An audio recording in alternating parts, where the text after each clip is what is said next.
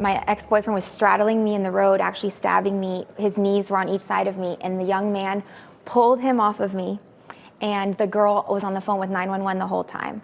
So I think these are my angels. The trauma surgeon was standing at the foot of my bed and said to my mother, "This girl is an absolute miracle. This never happens."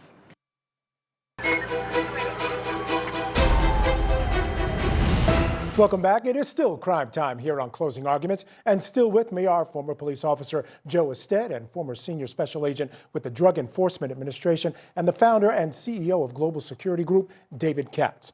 Our next story comes to us from our great affiliate, WTKR in Norfolk, Virginia, where a domestic abuse survivor recounts her attack. WTKR reporter Chelsea Donovan has the story.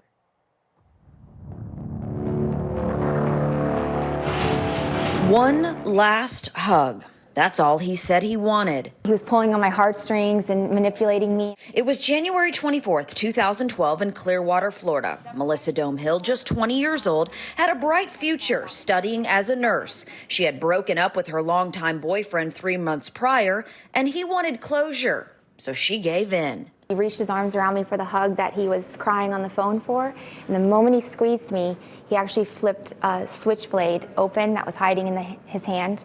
And he first stabbed me in the shoulder, then the neck, on the back of my neck, and then the side of my face. And that was the beginning of a fight for my life. She screamed, wailed, and ran for help and landed in the road in front of her home. It's really gruesome, but that's when my mouth filled with blood, and I knew this man's here to kill me. Everything in my whole life came flashing at that moment. The brutal attack was just beginning. The ex-boyfriend would go on to stab her 29 more times with a larger knife and leave her in a pool of blood lifeless. Thankfully, 2 teenagers at a nearby park came to the rescue. My ex-boyfriend was straddling me in the road, actually stabbing me. His knees were on each side of me, and the young man pulled him off of me, and the girl was on the phone with 911 the whole time. So I think these are my angels. Dohme was found by police on patrol and rushed to an ICU. I said my final prayer because I was like, this is it. Trauma surgeons worked on her for 5 hours. She flatlined 4 times and had a stroke. The blood loss was becoming too much, but Melissa fought hard. When I woke up, I couldn't believe it. I remember touching myself, touching the tube. I was intubated, and I was like, I'm alive. I am alive. I was just so appreciative. I can remember it coming over my body. I was so grateful that I was alive. And my mom was right there, and she just said, I love you. Squeeze my hand if you know it's me. Melissa's life was not supposed to end that day. She had a higher calling. The trauma surgeon was standing at the foot of my bed and said to my mother, "This girl is an absolute miracle. This never happens." All right, and our question for our experts is, how does law enforcement combat domestic violence? Gentlemen, it's an age-old question. Joe, I'll start with you. This is a horrific and amazing scene at the same time. Thank God for those 2 teenagers that pretty much probably saved their life.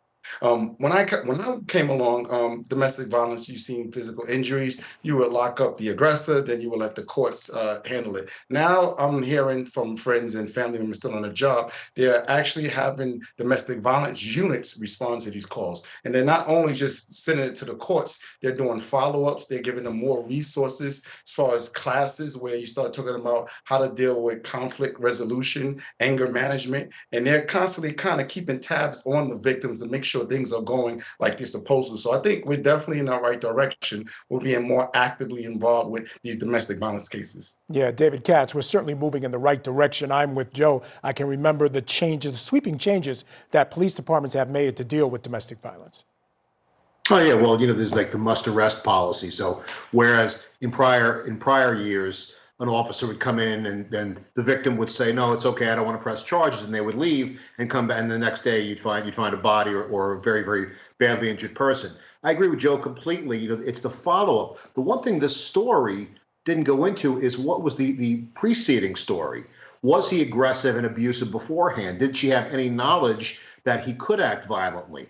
And of course, did she take any law enforcement action? Was there a restraining order? So the first, and so ladies out there in the audience and men too, who sometimes are the victims, the first sign of this, you understand it's not getting any better. Act All right. immediately. Do not wait.